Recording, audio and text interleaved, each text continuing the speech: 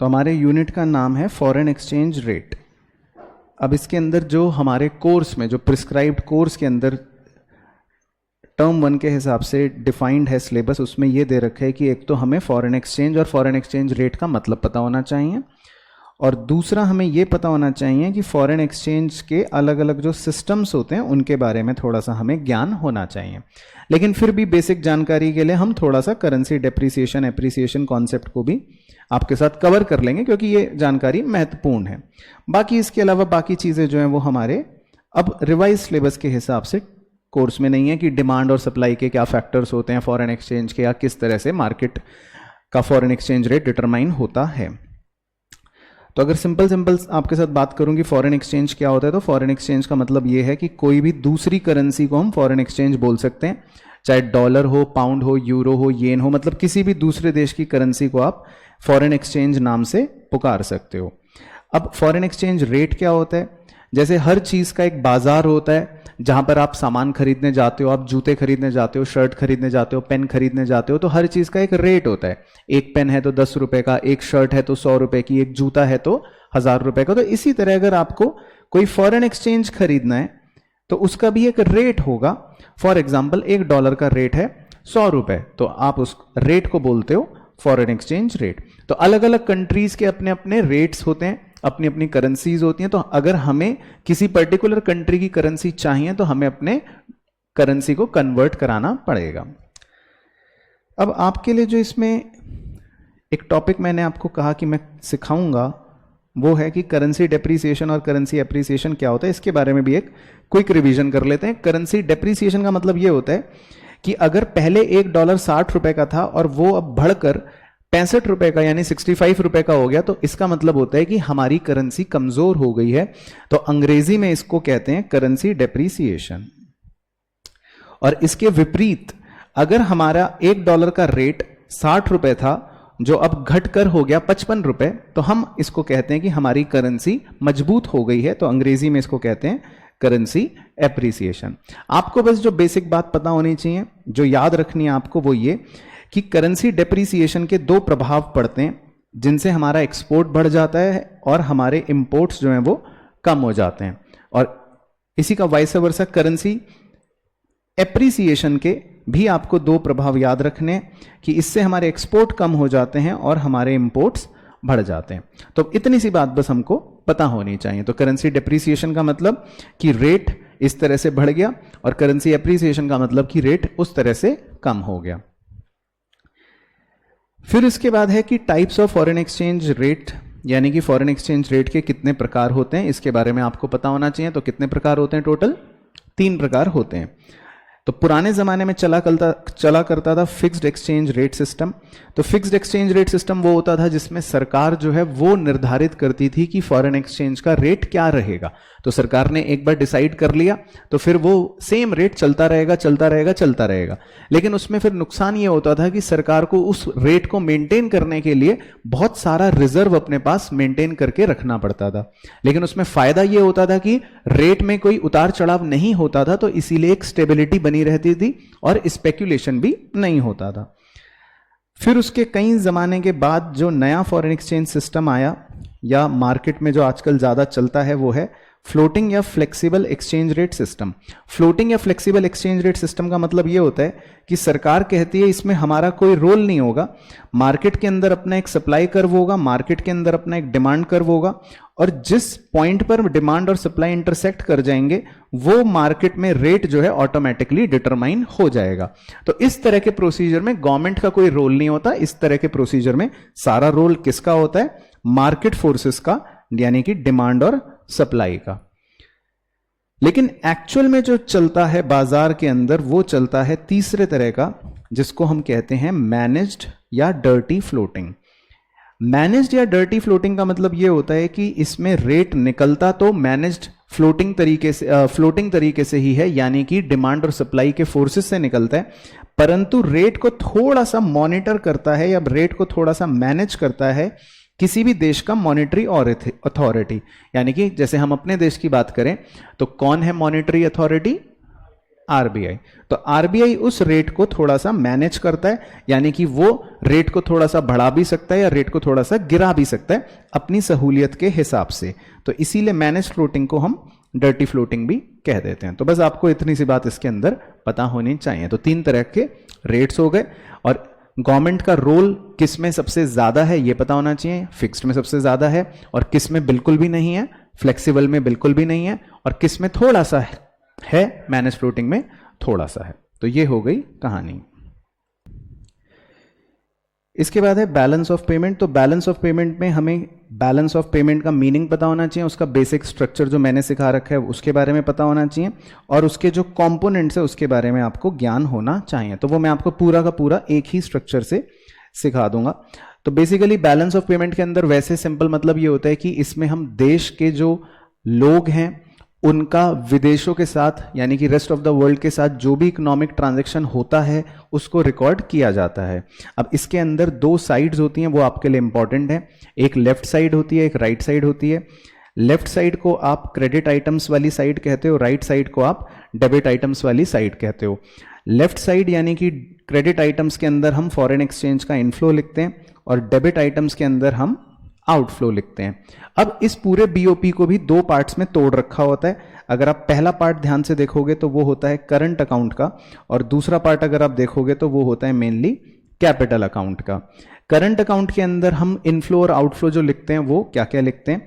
Inflow की अगर हम बात करें तो जो हमने गुड्स एक्सपोर्ट करे, जो हमने सर्विसेज एक्सपोर्ट करी वो लिखते हैं, और या हमें कोई इन्वेस्टमेंट इनकम मिली या कोई यूनिलैटरल ट्रांसफर हमें मिला वो लिखते हैं। और अगर हम डेबिट साइड की बात करें तो उसके अंदर हम गुड्स इंपोर्ट लिखते हैं, सर्विसेज इंपोर्ट लिखते हैं, या हमने कोई इन्वेस्टमेंट इनकम पे करी या कोई यूनिलैटरल ट्रांसफर पे करा वो लिखते हैं। अब यहां से बस छोटे छोटे पॉइंट्स आपको पता होने चाहिए। एक टर्मिनोलॉजी होती है बैलेंस ऑफ ट्रेड। उसका मतलब क्या होता है? यस, कि हम सिर्फ गुड्स के एक्सपोर्ट और गुड्स के इंपोर्ट पर फोकस कर रहे हैं, यानी कि जिसको मैंने हाईलाइट करा। तो अगर मैं गुड्स के इंपोर्ट और गुड्स के एक्सपोर्ट की बात करूंगा तो गुड्स मैंने एक्सपोर्ट करे 100 रुपए के और गुड्स मैंने इंपोर्ट करे 200 रुपए के, तो मैं कह सकता हूं कि मेरा बैलेंस ऑफ ट्रेड जो है वो 100 अनफेवरेबल है। तो बैलेंस ऑफ ट्रेड जो होता है वो सिर्फ आपके गुड्स पर फोकस करता है। इसी तरह एक और टर्मिनोलॉजी होती है बैलेंस ऑफ इनविजिबल्स। तो उसमें हम किस पर फोकस करते हैं? Services, right. कि यानी जो हमने सर्विसेज एक्सपोर्ट करी और जो हमने सर्विसेज इंपोर्ट करी, तो हमने सर्विसेज 150 की एक्सपोर्ट करी और हमने सर्विसेज 100 की इंपोर्ट करी, तो हम ये कह सकते हैं कि हमारा बैलेंस ऑफ इनविजिबल जो है वो 50 फेवरेबल है। तो हमें बस इन दोनों के बारे में ही पता होना चाहिए। बाकी करंट अकाउंट का बेसिक मतलब ये होता है कि इसमें सारी ट्रांजैक्शन वो लिखी जाती हैं जो एसेट और लायबिलिटी को अफेक्ट नहीं कर रही होती हैं, जबकि कैपिटल अकाउंट में सारी वो ट्रांजैक्शंस लिखी जा रही होती हैं जो एसेट्स और लायबिलिटी को क्या कर रही होती हैं? अफेक्ट कर रही होती हैं। बाकी इसके बारे में आपको एक जानकारी थोड़ी सी ये भी होनी चाहिए कि ये जितने भी आइटम्स बैलेंस ऑफ पेमेंट में हम देख रहे हैं फिलहाल, या ओरिजिनली जो बैलेंस ऑफ पेमेंट के अंदर आइटम्स होते हैं, चाहे करंट अकाउंट में या चाहे कैपिटल अकाउंट में, उन सारे आइटम्स को हम क्या बोलते हैं? ऑटोनॉमस आइटम्स या अबव द लाइन आइटम्स। तो जब अबव द लाइन आइटम्स बन जाता है तो उस समय हमारा बीओपी हो सकता है डेफिसिट में हो, लेकिन फिर उस डेफिसिट की भरपाई करने के लिए हम क्या करते हैं? हम एकोमोडेटिंग ट्रांजैक्शन कर लेते हैं, या जिसको ऑफिशियल रिजर्व ट्रांजैक्शन भी कुछ लोग कह देते हैं। तो ऑफिशियल रिजर्व ट्रांजैक्शन करते ही या एकोमोडेटिंग ट्रांजैक्शन करते ही अल्टीमेटली हमारा बैलेंस ऑफ पेमेंट जो है वो मैच कर जाता है। बाकी इसके कंपोनेंट्स वगैरह की अगर हम बात करेंगे तो इसके कंपोनेंट्स सारे के सारे वो ही हैं। करंट अकाउंट के कंपोनेंट्स की अगर हम बात करें तो इसमें आपके विजिबल आइटम्स आ गए यानी गुड्स वगैरह, इनविजिबल आइटम्स आ गए मतलब सर्विसेज या इन्वेस्टमेंट इनकम ये सब वगैरह, या हमारे कुछ ट्रांसफर इनकम्स आ गई। ये सारी की सारी चीजें करंट अकाउंट के कंपोनेंट्स हो गई। और कैपिटल अकाउंट के कंपोनेंट्स के अंदर जो भी चीजें एसेट्स या लायबिलिटी को प्रभावित करती हैं, यानी जैसे कोई फॉरेन डायरेक्ट इन्वेस्टमेंट जिसमें एसेट का कंट्रोल मिल जाता है, या पोर्टफोलियो इन्वेस्टमेंट जिसमें एसेट का कंट्रोल नहीं मिलता, जिसमें सिर्फ हम किसी फॉरेन कंपनी के शेयर खरीद लेते हैं या फॉरेनर हमारी कंपनी का कोई शेयर खरीद लेता है। ये सब बातें आपको बताई थी। या इसके अलावा किसी भी प्रकार की बोरोइंग या लेंडिंग हमने अगर कर रखी है तो अल्टीमेटली बैलेंस ऑफ पेमेंट में पूरा आपको स्ट्रक्चर उसके दोनों पार्ट्स, उसके सारे आइटम्स यानी कंपोनेंट्स, और ऑटोनॉमस और एकोमोडेटिंग आइटम्स के बारे में बेसिक बात पता होनी चाहिए। क्लियर? चलिए जी, तो अब इसके क्वेश्चंस देख लेते हैं। Number 1, increase in the value of foreign commodities is known as. Foreign commodities जो है वो आपके लिए महंगी हो रही हैं, या इसको आप फॉरेन कमोडिटीज की जगह फॉरेन करेंसी भी कर सकते हो। तो फॉरेन करेंसी की वैल्यू अगर बढ़ गई है तो उसे हम क्या बोलेंगे? डीवैल्यूएशन। बिल्कुल सही। यानी कि अगर हमारा फॉरेन करेंसी पहले था 65 और अब वो फॉरेन करेंसी हो गया 85, तो वैसे तो आपने क्या सीखा था कि ये क्या होता है? करेंसी का डेप्रिसिएशन होता है। लेकिन अगर ऑप्शन में डेप्रिसिएशन वर्ड नहीं है तो डेप्रिसिएशन का ही जुड़वा भाई कौन है? डीवैल्यूएशन। दोनों में फर्क क्या होता है? बस डीवैल्यूएशन सरकार जानबूझ के कर रही होती है और डेप्रिसिएशन अपने आप हो जाता है, लेकिन दोनों का इफेक्ट जो होता है वो सेम ही होता है कि फॉरेन एक्सचेंज रेट या फॉरेन करेंसी जो है उसकी वैल्यू बढ़ गई है। तो गिवन ऑप्शंस में हमारा सही ऑप्शन बी हो जाएगा। इसके बाद question number 2, in which system of exchange rate the exchange rate does not change continuously. Very good, क्योंकि फिक्स्ड एक्सचेंज रेट में ही एक्सचेंज रेट जो है वो बार बार नहीं बदलता, सेम रहता है। इसके बाद है question number 3, due to the appreciation of domestic currency. तो मैंने मार्क करवाया था कि जब करेंसी एप्रिशिएट करती है तो उसके दो इफेक्ट्स ही सिर्फ आपको याद रखने हैं। तो कौन सा ऑप्शन इसमें आपको लग रहा है सही? Imports rise. बिल्कुल सही, क्योंकि दो इफेक्ट्स होते हैं, एक्सपोर्ट फॉल होगा और इंपोर्ट राइज होगा। तो एक्सपोर्ट फॉल तो ऑप्शन में दे नहीं रखा, तो इंपोर्ट राइज वाले को हम सही टिक कर लेंगे। इसके बाद है number 4, point out the merit of the flexible exchange rate system. Flexible exchange rate का कोई आपको फायदा बताना है। फ्लेक्सिबल वाला वो होता है जिसमें सरकार का कोई रोल नहीं होता और लगातार उतार चढ़ाव जो है वो चलते रहते हैं। तो उसका आपको कह रहा है कि कोई मेरिट बताना है। बिल्कुल सही, frees the government from problem of BOP. इसमें सरकार को बीओपी की चिंता नहीं है, क्योंकि उसको ज्यादा अपने पास रिजर्व मेंटेन करने की आवश्यकता ही नहीं पड़ती, सब कुछ बाजार के हिसाब से अपने आप होता रहता है। देन इसके बाद एक ऐसे ही out of the blue question है, मतलब हमसे नहीं पूछेगा बट फिर भी आपको अगर तुक्का मारना पड़े, the demand for foreign exchange and the exchange rate has inverse relation. तो इन केस अगर पूछ ले एग्जाम में तो आप बस इतनी बात इसके बारे में पता रखना। तो जैसे बचपन में प्राइस का और डिमांड का इनवर्स रिलेशन होता है, तो सेम कहानी फॉरेन एक्सचेंज मार्केट के अंदर भी होती है। तो यहां पर भी फॉरेन एक्सचेंज की डिमांड का और उसके रेट का इनवर्स रिलेशन होता है। इसके बाद है question number 6, which of the following transaction will be recorded in the current account of the balance of payment. तो आपको यह पहचानना है कि इनमें से करंट अकाउंट में कौन सा लिखा जाएगा, और रीजन क्योंकि ये एसेट लायबिलिटी को अफेक्ट नहीं कर रहा। बाकी आइटम्स अगर आप पढ़ोगे, investment, borrowing, increase in reserves, तो वो सारे के सारे कैपिटल अकाउंट के कंपोनेंट्स होंगे, वो करंट अकाउंट के कंपोनेंट्स वैसे भी नहीं होंगे। इसके बाद क्वेश्चन नंबर 7 पढ़ लेते हैं। इसमें कह रहा है, a company located in India receives a loan from a company located abroad. हमें बाहर की कंपनी से लोन मिला। How is this transaction recorded in the India's balance of payment account. हाँ जी, तो एक तो इससे हमारी लाइबिलिटी इफेक्ट हो रही है, इसलिए कैपिटल अकाउंट पे इफेक्ट पड़ेगा, और हमारे पास पैसे आ रहे हैं तो इसीलिए हम इसको इनफ्लो वाली साइड लिखेंगे। इनफ्लो वाली साइड कौन सी हो गई? Credit side. तो सही आंसर हो गया credit side of capital account. Clear?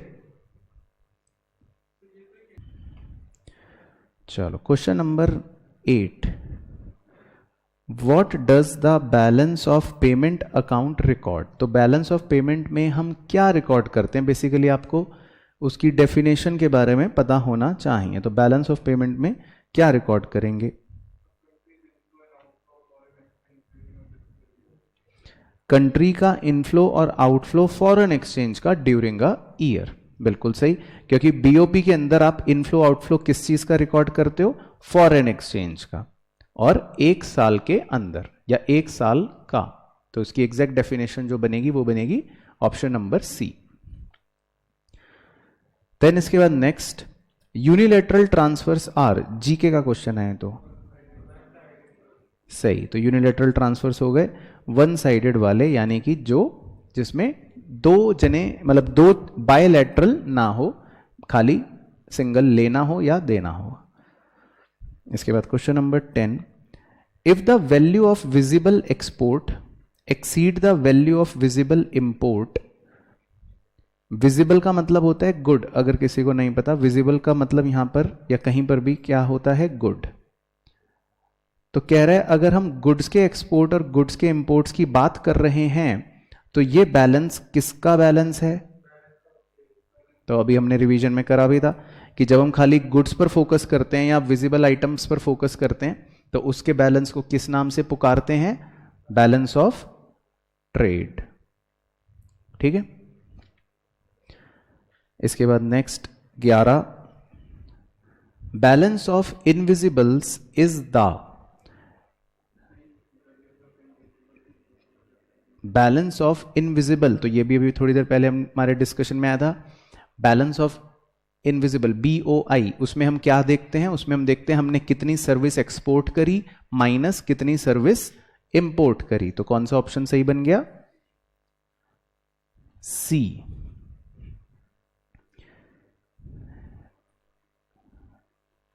उसके बाद question number 12, balance of trade is measured as. Balance of trade को हम मेजर करते हैं, तो इसका आंसर क्या बनेगा? बैलेंस ऑफ ट्रेड होता है जो सिर्फ किससे रिलेट करता है? गुड्स से रिलेट करता है। तो इसका सही ऑप्शन क्या बनेगा? B for Bombay, difference between import and export of goods. बिल्कुल सही। तो एक बार मुझे ऐसे दोबारा से ओरली रिवाइज करवाओ ताकि आपको क्लियर हो। तो जब हम खाली गुड्स पर फोकस करते हैं तो उस बैलेंस को क्या बोलेंगे? BOT। जब इनविजिबल्स पे फोकस करेंगे तो BOI। इनविजिबल का मतलब सर्विसेज और गुड्स का मतलब विजिबल। तो कुछ भी बोलेगा तो समझ में आएगा।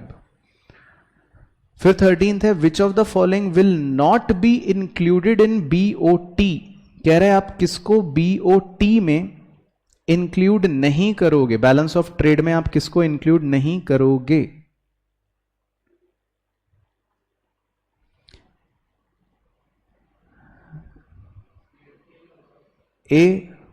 C को करोगे? करोगे क्योंकि आपने गुड्स को एक्सपोर्ट करा है। D को करोगे? करोगे क्योंकि आपने गुड्स को इंपोर्ट करा है। तो बैलेंस ऑफ ट्रेड में भाई गुड्स आते हैं तो हैंडीक्राफ्ट भी गुड है, मशीनरी भी गुड है, तो ये तो बैलेंस ऑफ ट्रेड में इंक्लूड होगा।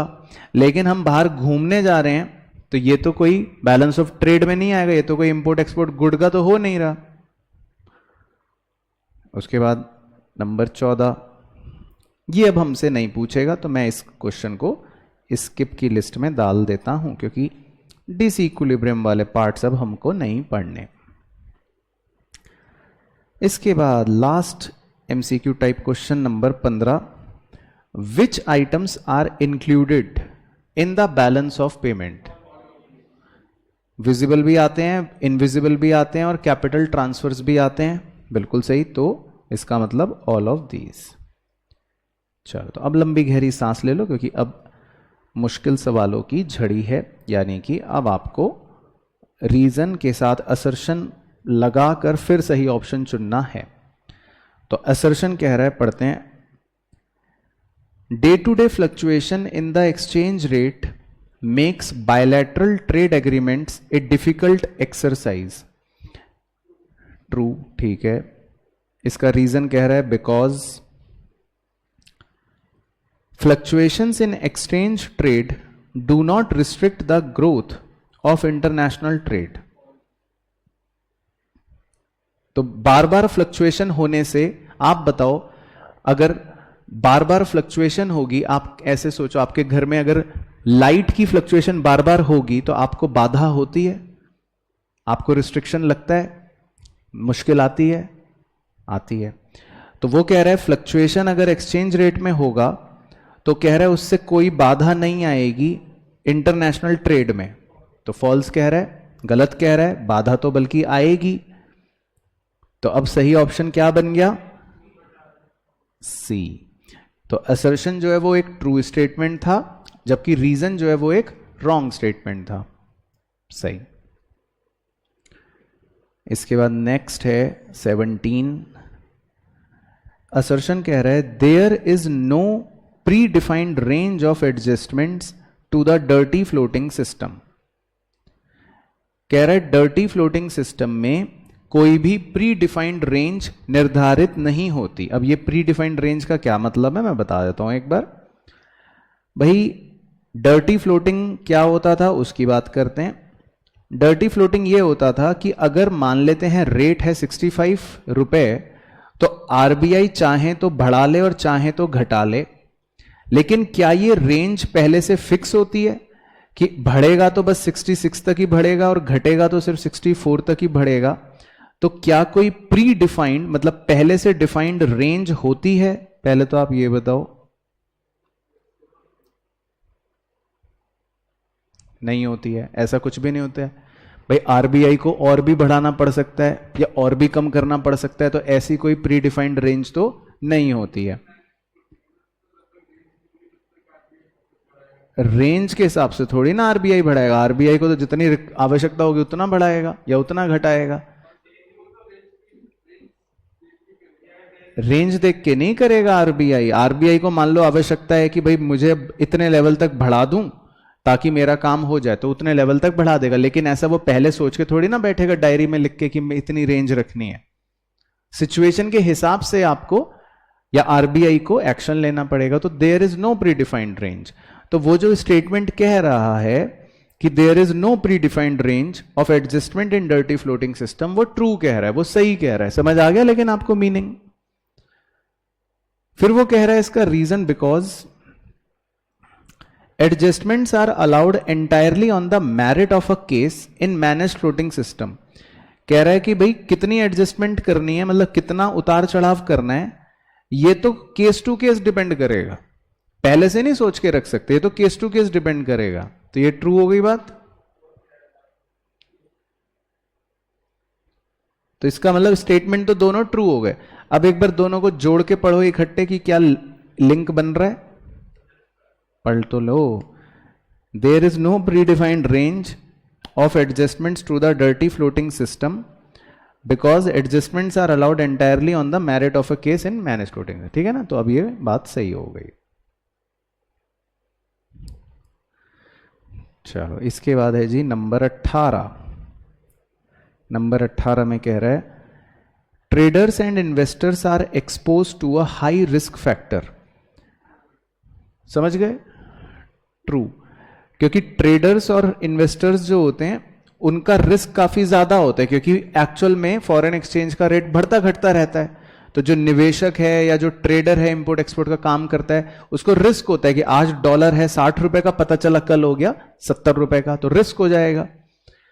अब उसका वो रीजन दे रहा है because flexible exchange rate causes instability in the international money market. कह रहा है क्योंकि फ्लेक्सिबल एक्सचेंज रेट जो है वो थोड़ा सा इनस्टेबल होता है, उसमें स्टेबिलिटी नहीं होती है। तो ये सही कह रहा है, सही कह रहा है। तो बिल्कुल सही। ठीक है, क्लियर। उसके बाद 19th, तो 19th में पढ़ते हैं जी flexible exchange rate is the rate that is determined और फिक्स्ड बाय द गवर्नमेंट। तो क्यों? ठीक है, क्योंकि ये स्टेटमेंट हो गया फॉल्स, तो आयुष ने देखते के साथ ही कह दिया आंसर हो गया डी, क्योंकि असर्शन जब फॉल्स हो गया तो इसका मतलब आंसर डी ऑप्शन ही होना है। अब हमको रीजन पढ़ने की जरूरत भी नहीं है। क्लियर हो गया पॉइंट? उसके बाद क्वेश्चन नंबर 20 को स्किप कर देते हैं, क्योंकि ये फ्यूचर्स मार्केट से संबंधित है, तो वो अब हमसे नहीं पूछेगा। तो हाँ, तो इसको छोड़ देते हैं, अब नहीं पूछेगा, क्योंकि ये types of foreign exchange market का टॉपिक है कि भाई एक स्पॉट मार्केट होता है, एक फॉरवर्ड मार्केट होता है। स्पॉट मार्केट में हम आज ही खरीद लेते हैं, आज ही के दाम पे। फॉरवर्ड मार्केट में हम कहते हैं कि हम परसों खरीदेंगे, बाद में खरीदेंगे फ्यूचर डेट पर। तो ये वो हमारे वैसे डिफाइंड सिलेबस में नहीं है, तो मैं इसलिए इसको नहीं ले रहा। फिर है 21। तो अब बताओ 21 असर्शन कह रहा है The value of one currency in terms of the other currency was fixed considering the gold value of each currency. एक करेंसी की वैल्यू दूसरी करेंसी के हिसाब से फिक्स होती थी गोल्ड की वैल्यू के हिसाब से। तो ये ट्रू है, क्योंकि हाँ, पेगिंग जब होती थी, पेगिंग सिस्टम तो यही होता था कि भाई आपकी करेंसी के हिसाब से गोल्ड की क्या वैल्यू है, हमारी करेंसी के हिसाब से गोल्ड की क्या वैल्यू, उस हिसाब से करेंसियों का फिर एक्सचेंज रेट निकल जाता था। Reason because each country was to define the value of its currency in terms of gold, क्योंकि हर कंट्री को अपनी करेंसी को गोल्ड के टर्म में डिफाइन करना पड़ता था। तो ट्रू, सही। तो ए।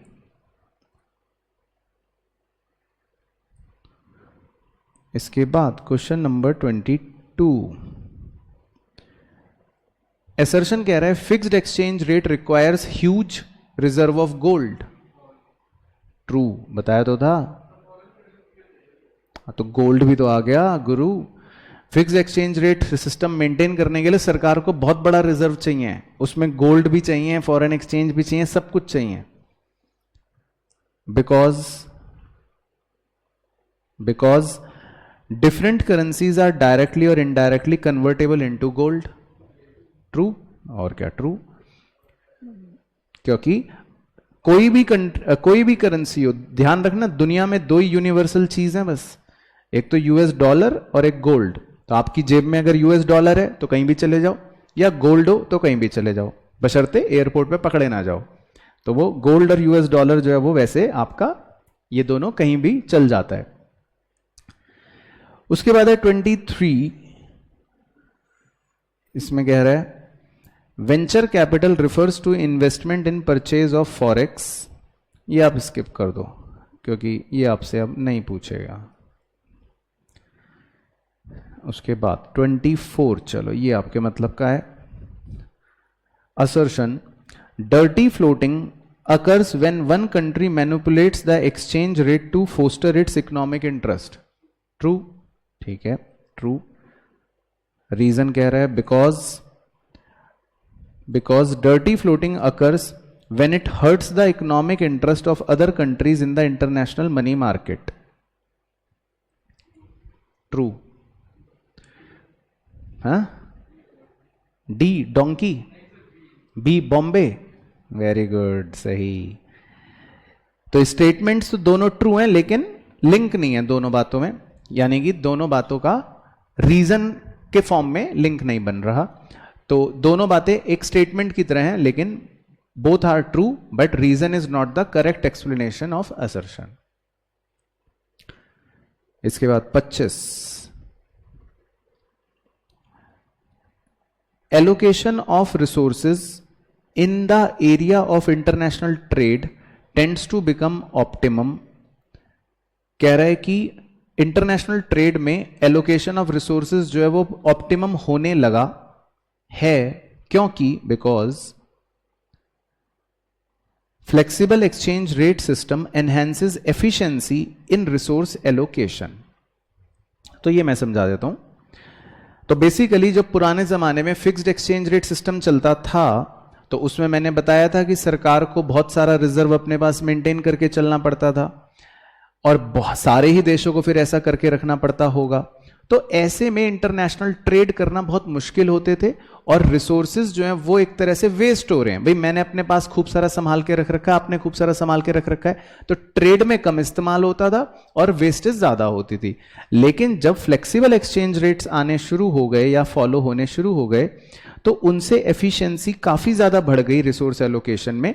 और यही बात वो असर्शन में कह रहे हैं कि allocation of resources in the area of international trade tends to become optimum. तो अब जो रिसोर्सेज हैं उनका सही इस्तेमाल इंटरनेशनल ट्रेड में होता है, क्योंकि सरकार को अब अपने पास रिसोर्सेज या रिजर्व को बनाकर या बचाकर रखने की आवश्यकता नहीं पड़ती, और फ्लेक्सिबल एक्सचेंज रेट सिस्टम की वजह से ये काफी ज्यादा एफिशिएंट हो गया है। ये इसका मेन मतलब है।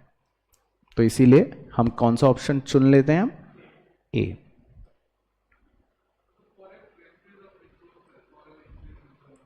हाँ, है तो रिसोर्स ही, चाहे गोल्ड हो, है तो रिसोर्स ही।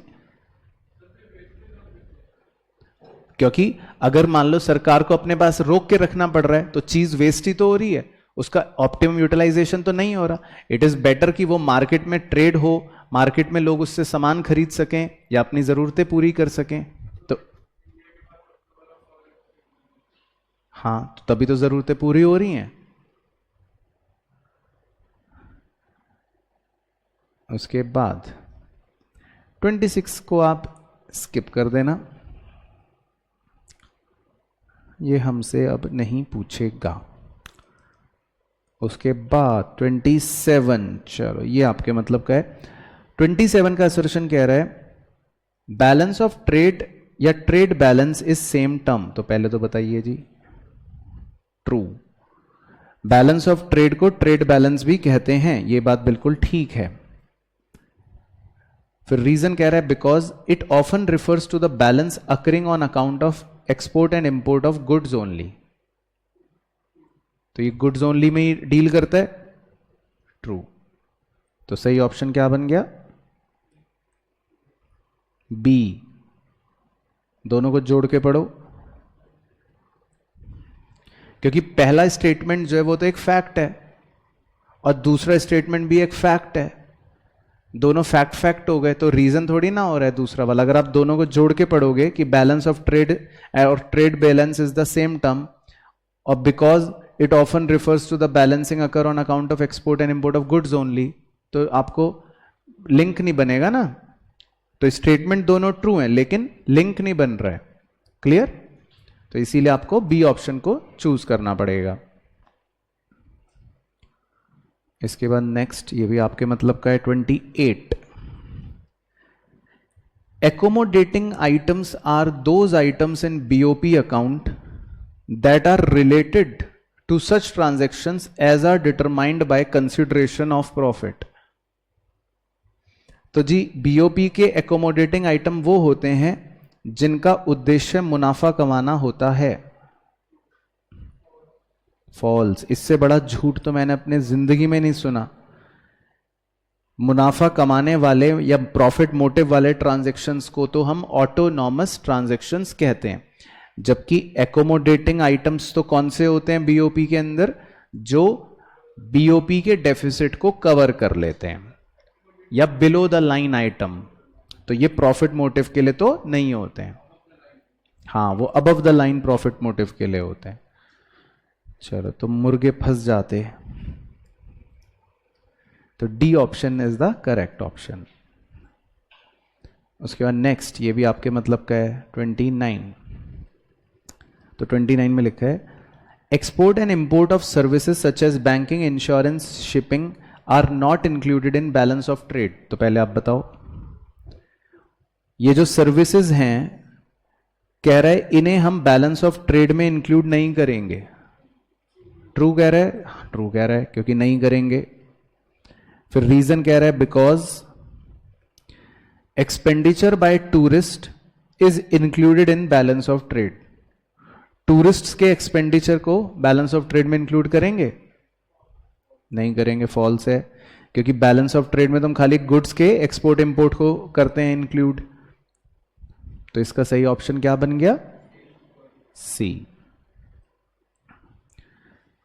चलो, इसके बाद क्वेश्चन नंबर 30, ये भी आपके मतलब का है।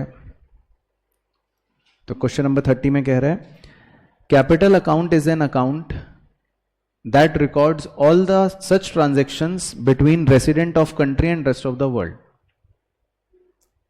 तो ट्रू, ठीक है। और रीजन कह रहा है because it does not cause change in asset और liability status of the resident of the country और गवर्नमेंट। क्यों? वेरी गुड, क्योंकि वो तो बल्कि चेंज करता है। कैपिटल अकाउंट वाली के आइटम्स तो एसेट लाइबिलिटी को प्रभावित करते हैं। तो इसका मतलब सही ऑप्शन क्या बन गया? सी। ठीक है, क्लियर। उसके बाद चलो ये भी एक जीके का क्वेश्चन है 31। तो 31 में लिखा है capital transfers involve transfer of assets. Capital transfer में आप एसेट्स के ट्रांसफर इन्वॉल्व करते हो? ट्रू करते हो, क्योंकि एसेट्स वर्ड आ गया तो इसका मतलब कैपिटल हो गया। फिर वो कह रहा है reason because capital transfers are concern with capital receipts and capital payments. True. तो सही ऑप्शन क्या बन गया?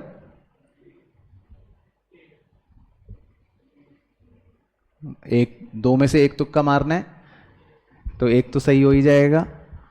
दोनों को जोड़ के पढ़ो। Capital transfer involves transfer of assets because capital transfers are concern with capital receipts and capital payments. Sure? गलत। बी।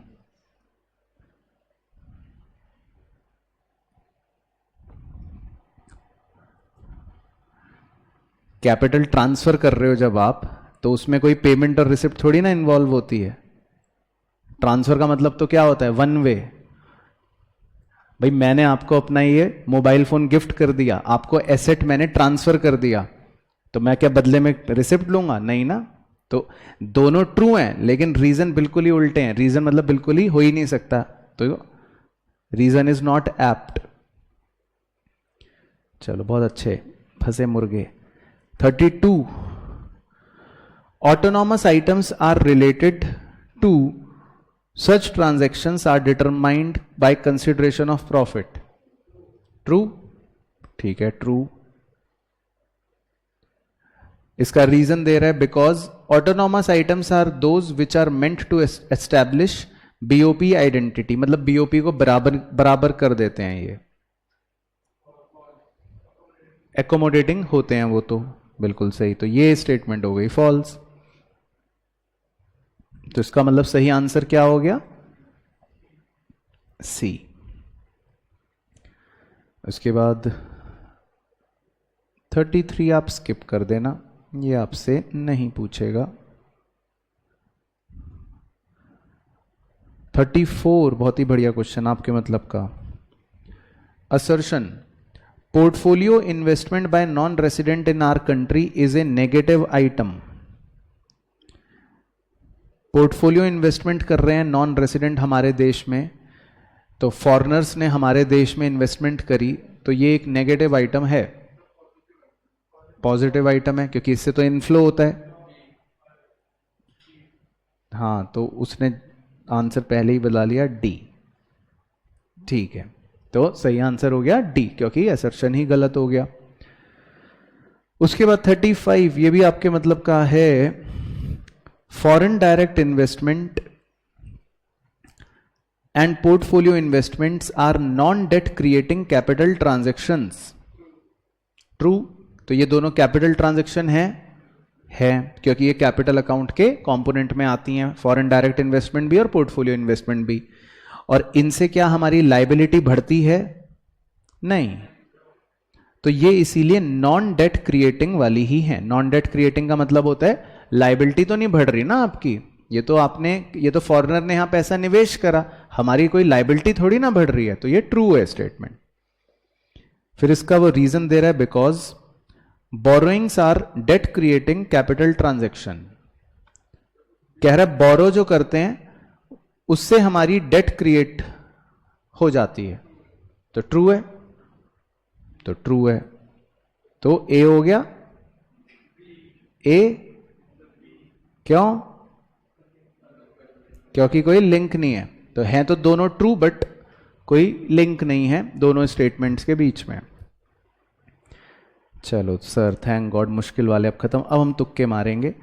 ट्रू फॉल्स 36 में सबसे पहला A, depreciation on of Indian rupee will कर when 55 have to be paid to exchange $1 instead of the rate 50।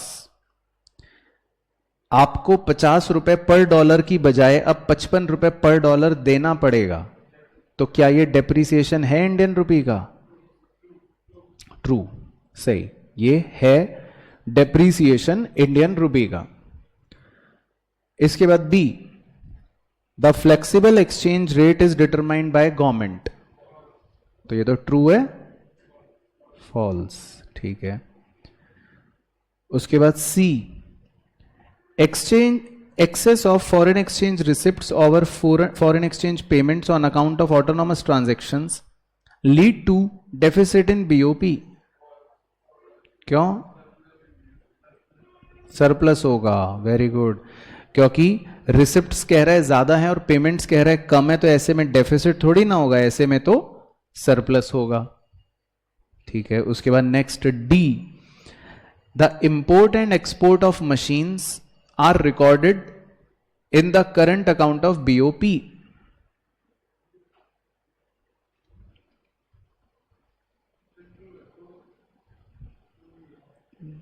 Machine क्या होते हैं? Goods. Machine क्या होते हैं बोलो? गुड्स होते हैं। तो मशीन गुड्स होते हैं, तो इंपोर्ट एक्सपोर्ट गुड्स का करोगे तो करंट अकाउंट में लिखा जाएगा। चलो, इसमें फंसे मुर्गे। तो बच्चों को ऐसा लगता है मशीन मतलब एसेट। ये वो मशीन एसेट नहीं है। मशीन तो जो खरीद रहा है ग्राहक, आपने वॉशिंग मशीन चाइना से मंगवाई थी ना अभी परसों, तो आपके लिए वो एक तरह से इंपोर्ट ऑफ गुड्स है। तो मशीन इंपोर्ट करना है, मशीन एक्सपोर्ट करना गुड्स है। उसके बाद current account of BOP records only import and export of goods and service. और भी कुछ आता है इसमें, यूनिलेटरल ट्रांसफर्स या इन्वेस्टमेंट इनकम। चलो, बहुत ही बढ़िया, ठीक है। तो ट्रू फॉल्स भी ओके हो गए। चलो, अब कुछ तुक्के फिल इन द ब्लैंक में भी मार लेंगे हम। आइए,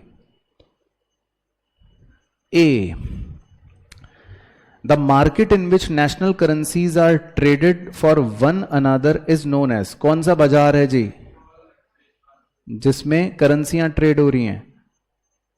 फॉरेन एक्सचेंज मार्केट है ना। ये तो कॉमन सेंस है, तो जीके का क्वेश्चन आ गया एक।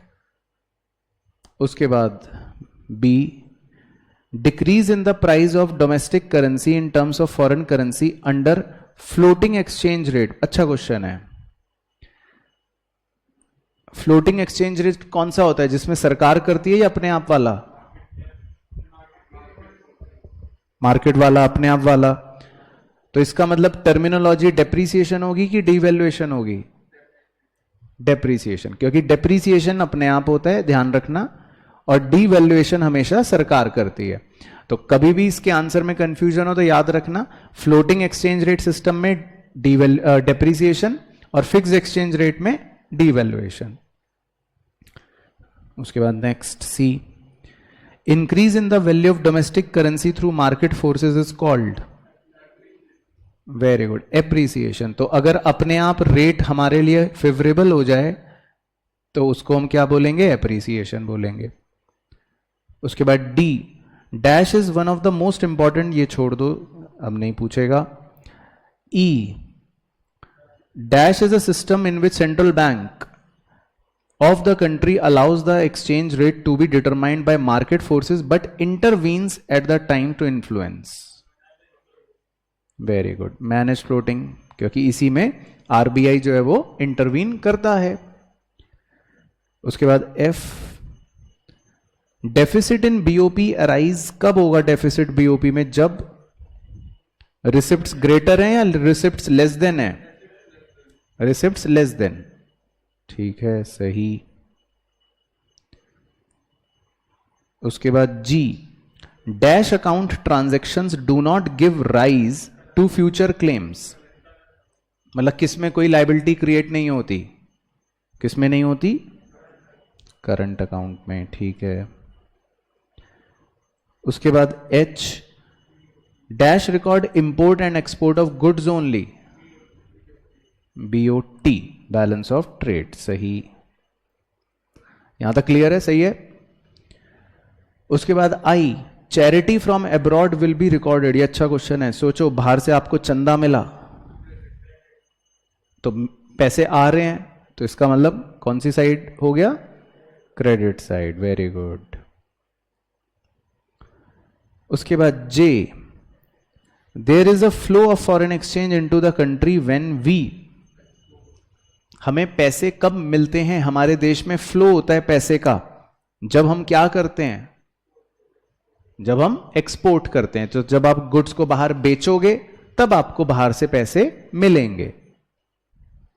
तो सही आंसर हो गया एक्सपोर्ट।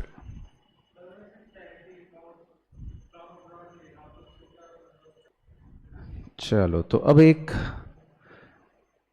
कहानी तो हमें पढ़ने की जरूरत नहीं क्योंकि हमें तो सब आता है, ठीक है ना। तो हम कहानी मान लेते हैं कि हमें आती है, तो हम सीधा क्वेश्चन करते हैं। तो इसमें क्वेश्चन पहला जो है वो है, पढ़ लेते हैं, number 1, read the following statement. चलो, तो स्टेटमेंट पढ़ते हैं। पहला असर्शन कह रहा है balance of trade, because balance of trade include only the difference between value of visible export and import.